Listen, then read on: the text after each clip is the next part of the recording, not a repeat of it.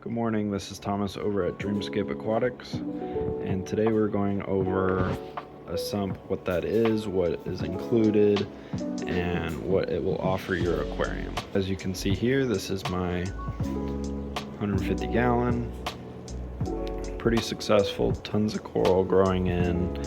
This tank has been up for a little over a year, and I'm going to give credit where credit is due. That's where the sump comes in. So traditionally, I don't know where you are in the hobby, whether it's freshwater, saltwater, most people start with a hang on the back filter, heaters in the tank, etc.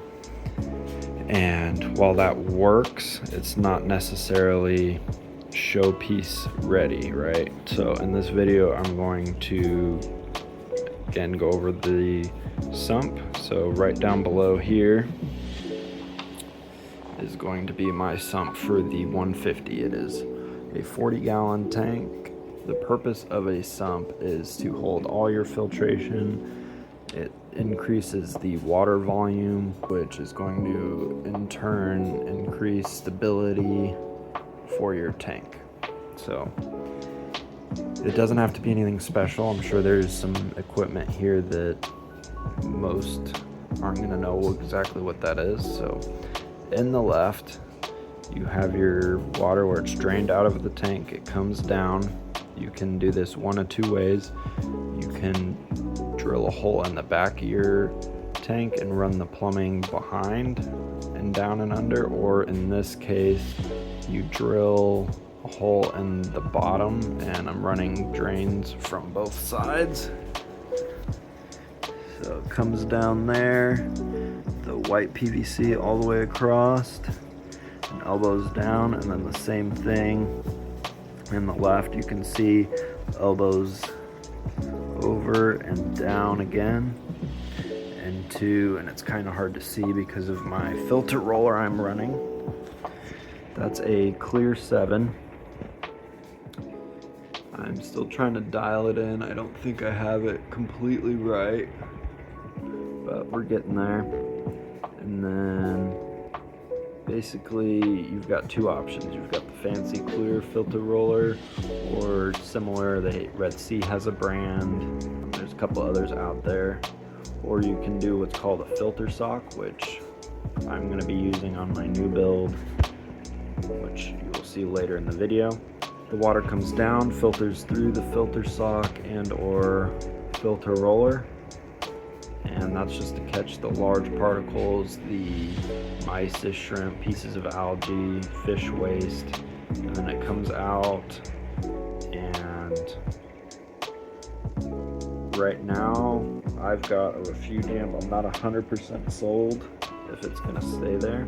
If it isn't, I would probably move it to this middle chamber. Originally, I was going to put a frag rack, and you can kind of see down in the bottom where I was setting up to do that, and right now it's just holding up my skimmer. So you can do this either way. The downside of having it the way I've set up right now is if any of the waste particles don't get caught by the filter roller, can get caught in my Kato, which isn't always a bad thing. I've got tons of microfauna in there, copepods, to clean that up. That's their job, and I think that they are breeding better because of it. But anyways, getting a little sidetracked. So water then comes up through this baffle system, which here, so the water will go up underneath and through and then trickle over into, this is my skimmer. It's Curve 7. Pretty good skimmer, and as you can see, she's full. I need to swap that out here in a little bit.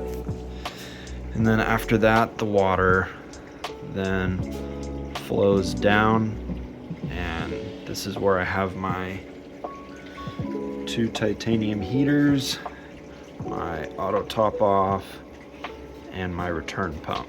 So basically, what is the value of this, right? You've got filtration, so it keeps the tank a lot cleaner, more water volume to dilute nitrates, phosphates, So, especially when you're a beginner, this is going to be your best friend.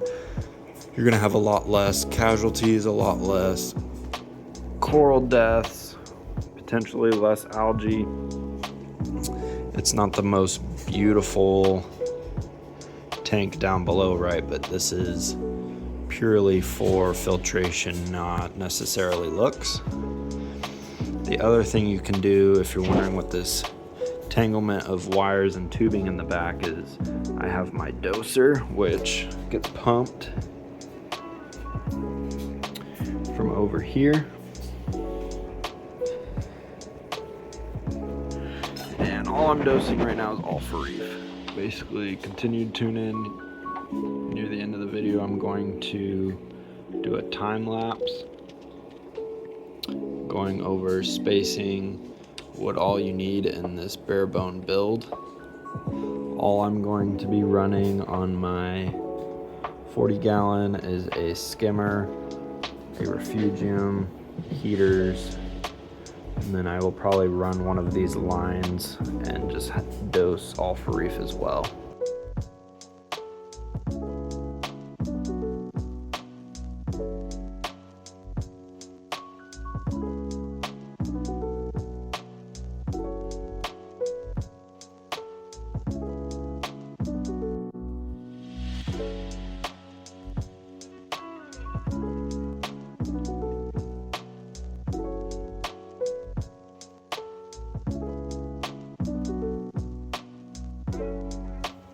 Alrighty guys, so as you can see, it's mostly done. Doesn't look perfect as this is my first attempt, but I am pretty happy with how it came out. Don't worry too much about the streaks here. You should be able to just take a razor blade after it dries and just cut it off if you're that worried about it. But for some reason it's looking like my middle of this video, for whatever reason, didn't save, so here we are.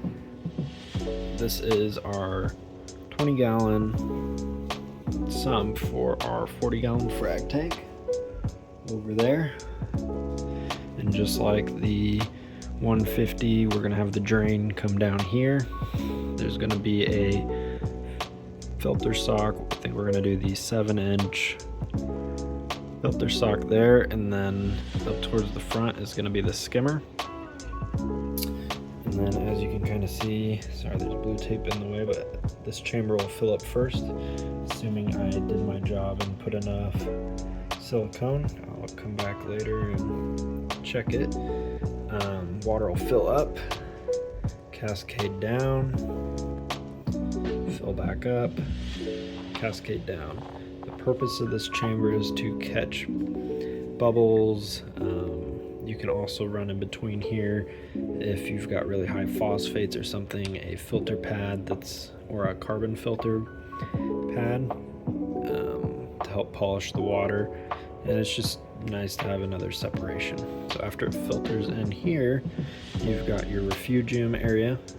This is where I'm going to grow Cato, but during the first probably couple months, honestly, and unless I have a huge spike, I'm not going to fill that with Cato at this time. And then next water will flow back over, and you get kind of two choices between the two here. You can put your heaters here. You could also put them in this chamber. There's not really one way that's better than another. The only thing to keep in mind is you're also going to have an auto top off, and if you aren't wanting to do the carbon filter and phosphate filter in here, you can run a separate pump to a carbon and phosphate reducer reactor, which would be really nice. I don't know that we're going to need it on this tank, so the heaters are probably going to go wherever I can fit them, honestly. I hope you guys enjoyed the video.